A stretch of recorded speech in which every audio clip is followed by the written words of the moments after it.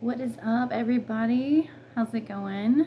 I hope you're all doing wonderful. I'm doing great. So grateful. I'm so positive. I cannot be happier sitting in my room right now with this roof over my head, a lease in my name.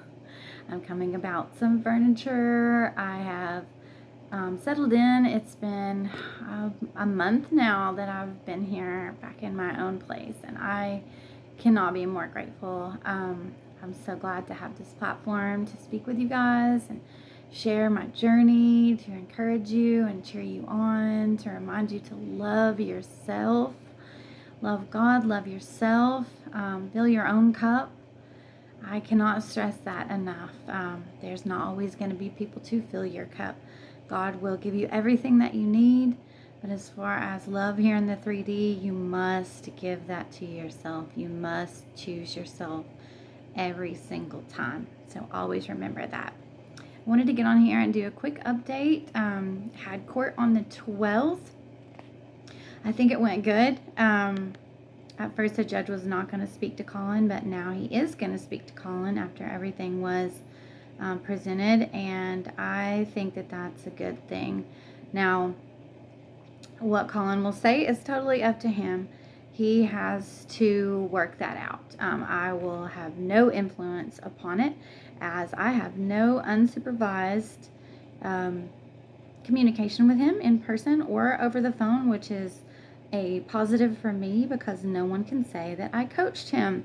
So as much as I want to be with him all the time, as much as I want to be able to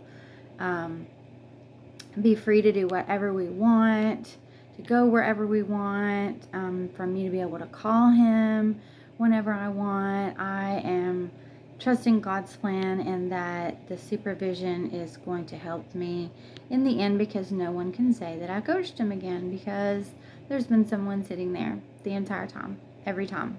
We're almost a year. So it's all working out as it should.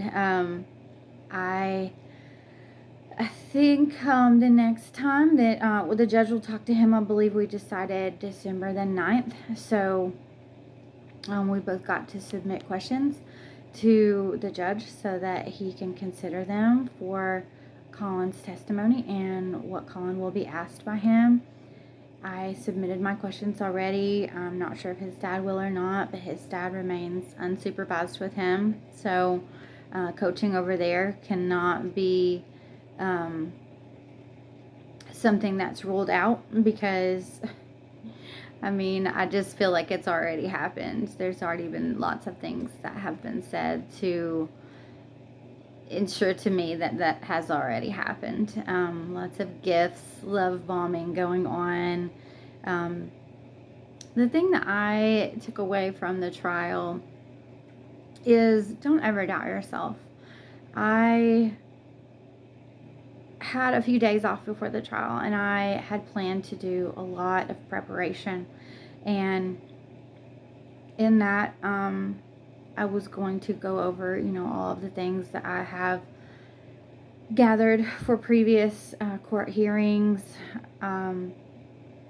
things that I've submitted to various people, caseworkers, judges, my previous lawyers, different text messages, recordings, things that screenshots, bunch of evidence that I have compiled and have in binders or have on YouTube, and it's all hidden. Now, this doesn't count my old content. I have lots of stuff on YouTube that is hidden that I never ever released to the public, and it's just for me, just for safekeeping, and I have it in a couple of different places, but it's all on YouTube in case I need to find it quickly, instead of having to look through multiple devices where I have various things saved.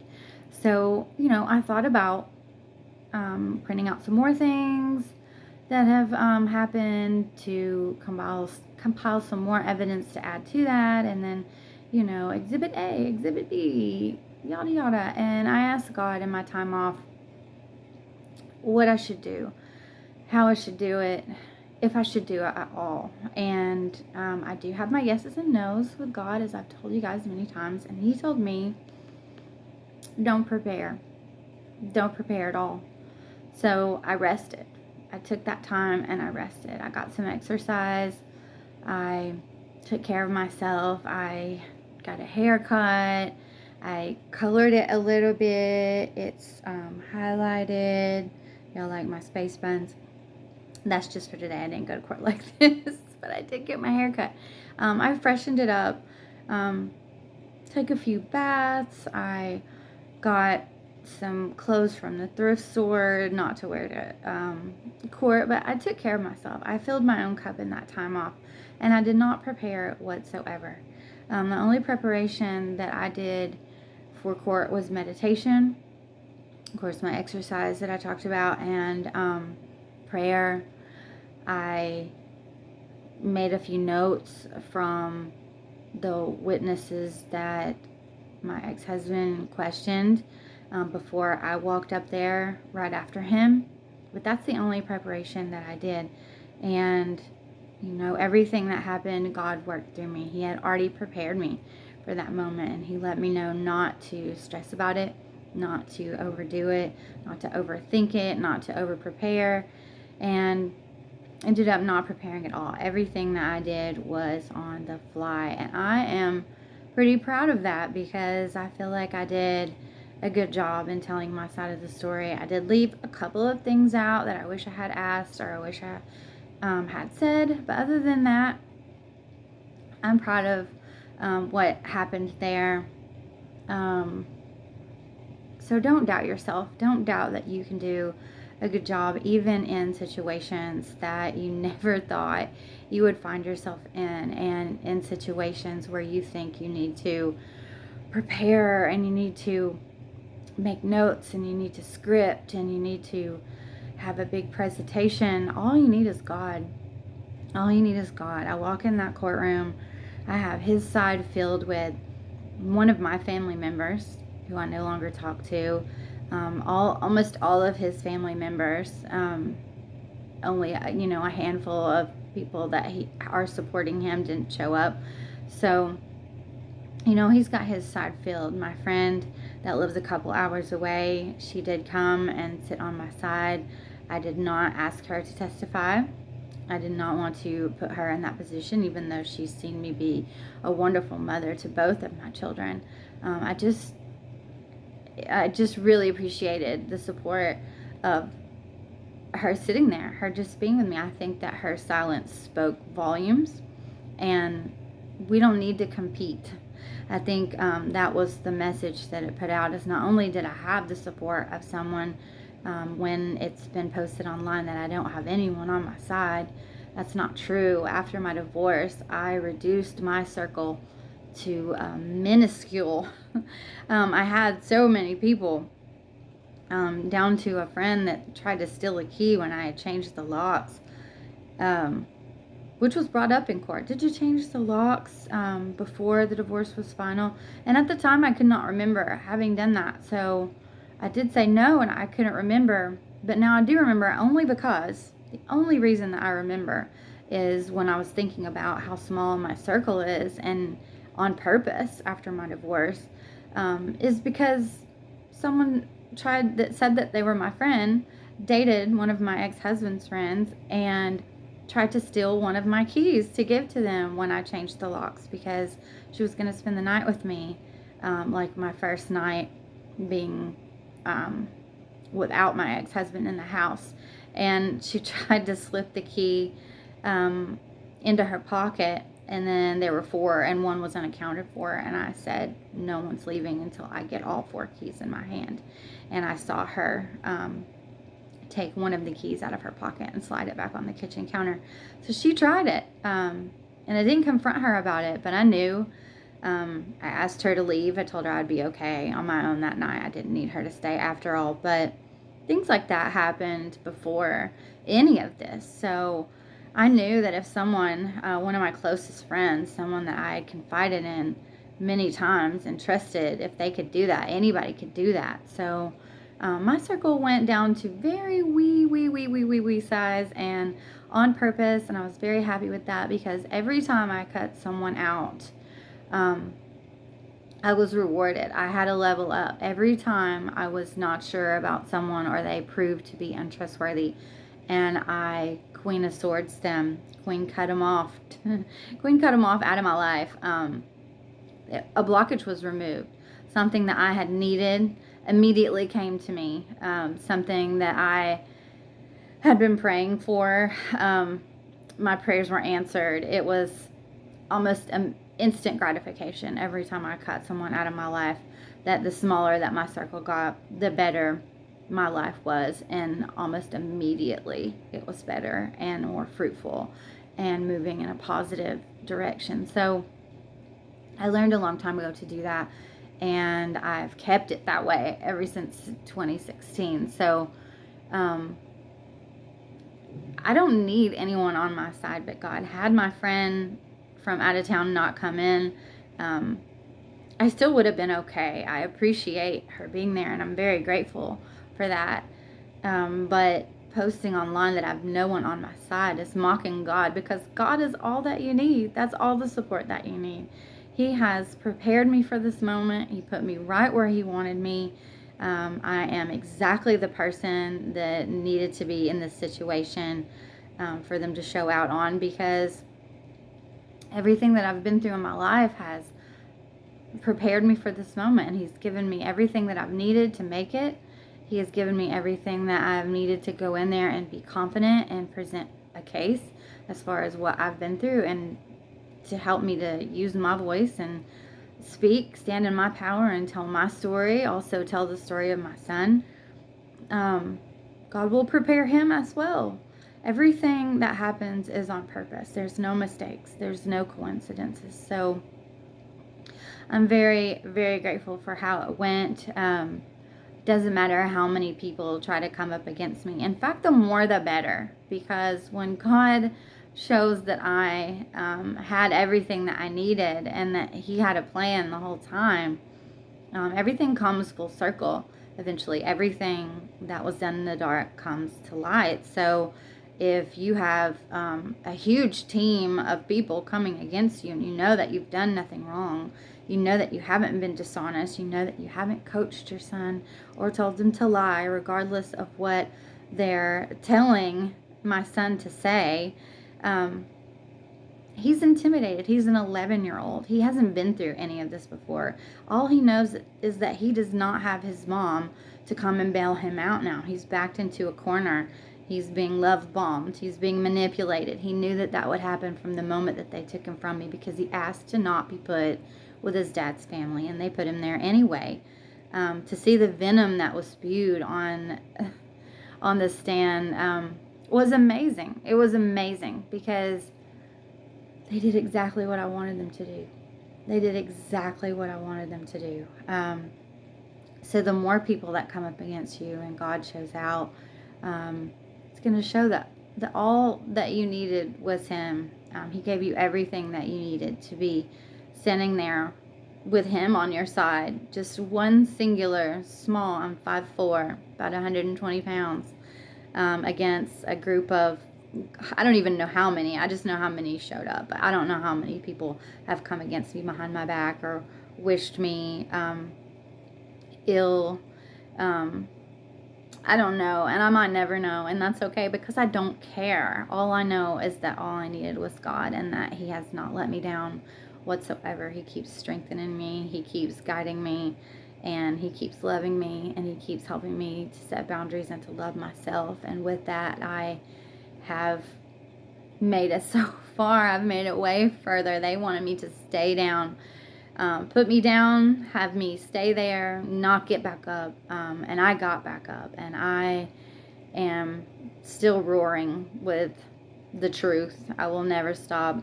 I said at court, I do not regret blowing the whistle. And it's funny, because someone that friended me online, who I don't know and have never met, also said the same thing, almost verbatim to me. So that brings me to the fake profiles that I've been dealing with.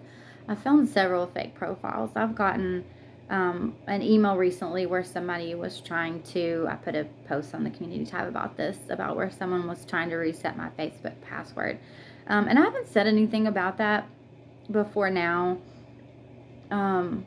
It's just because two things back to back had shown up, the fake profile and the attempt to reset the password. But I receive almost monthly, and sometimes back to back. And it happens a lot when I go to bed. It'll happen as soon as, like early in the morning. I'm a night owl, so I stay up late. But then after I go to sleep, I'll get text messages where someone is trying to reset my Facebook password, and they'll send those temporary passwords for you to use. I've had several of those. I've had many people from fake profiles online come and try and troll me, and even my uncle's girlfriend, just from her regular YouTube, trying to troll me and call me sad girl. And that's the last thing that I am. You can project that all you want, but I am not sad. I transmute the heck out of the negative energy. I know exactly what to do with it. And where my son finds himself in a hard spot, having blind faith in God, I did get him an Amazon gift card, and it warmed my heart to know that he bought a cross necklace off of Amazon without any advice from me on what he should buy. I know that his dad's family did not tell him to do that. But he brought a cross. He has drawn closer to God, and I know that God is guiding him, but he has not been put in the position, nor my older son, to have blind faith or to let God use them. So I pray every day that God guides them and gives them the strength, courage, and bravery that they need to speak their truth and sing like a bird from the mountaintops about what they've done, what has been done to them by the hands of these people, and what they have experienced this past year, and maybe even more than that, by being around these people, because we were all separated for a reason. Colin's been around his dad's family. Caleb has been around my family, and I have been by myself with God, with the rug pulled out from under me, and they expected me to stay down, but I fought back up and kept moving every day, the forward motion, with God's help. And we have all experienced different things around different people, and all together we have the full story. We just all need to sing like birds and tell our story and let it be heard. That's the trifecta right there, and that is my prayer, is that we will all be able to complete our missions and do that while we were apart, we were still walking the path that God put us on, and it will all come together full circle to make perfect sense and tell a complete story in the end. I think that is a major part of God's plan and why we were separated. I have faith in that. No matter what the plan is, even if that's not exactly it, I do feel like that's a big part of all of the pieces of the puzzle coming together. So, where Caleb might not be able to talk to me, he has pledged allegiance. Colin cannot show affection for his mom. He cannot tell how he really feels about me. He has to lie like they're telling him to. All of being bribed and manipulated. God will guide them. God will help everything come together just as it should. He will help it come out in His divine timing. I'm just the first one to go. I'm the first one to go, and I want them to gather strength from me and know that they can do it too. So I've been through it before, though. I've been put through this my whole life, and then when I went through my divorce, I went through a lot of this with these same exact people. It is not my first rodeo. I have gone through the slander, the she's crazy, the this, that, and the other. And the fact, if I was crazy, they wouldn't be trying so hard. They wouldn't be trying to hack my Facebook. They wouldn't be trying to create fake profiles. They wouldn't be trolling. They wouldn't be stalking. And I'm not talking gang stalking. I'm talking about the family, people that I've seen. It's proof of what's going on. They wouldn't need to do all of that. You wouldn't need to try so hard if the proof was in the pudding. And I was mocked on the stand during a testimony that the proof is in the pudding. And the proof most certainly was in that pudding. You showed your pudding and all of the ingredients up there for the world to see. It was quite a show, and I appreciated every single second of it, because that's exactly what I wanted you to do. And you are my biggest fan, so you'll probably watch this many times and send it out and save it and whatever you need to do. But I appreciate you. I appreciate my fans because they build me up. You are the fuel to my fire. You keep me going every day, and anything negative that you send to me, whether it be your negative talk, your negative actions, whatever, your lies, whatever it is, I use it. I take it and I use it and I turn it into something wonderful. And that's how I've gotten this far. So you've been my stepping stones. It's off the backs of my enemies that I will have such a fruitful feast at the end of all this, and I appreciate it because I would be nowhere without God and without the energy that you send me, that I turn into something to make me rich. And I don't just mean money, I mean positivity, into things that I can use to make my life better. That's what I've used. I've used all of the negativity to make my life better because I know how to transmute it. I know how to turn it into something beautiful. And I will continue to do so. And I wish that for all of you. I know that God is working in your life, and I pray for Him to help you to stop what you're doing and to shine your light for yourself and others every single day. So no matter what happens, I'm praying for you.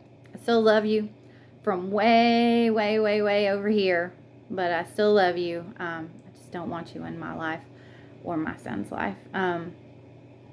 Sons, and I love you both, Caleb and Colin.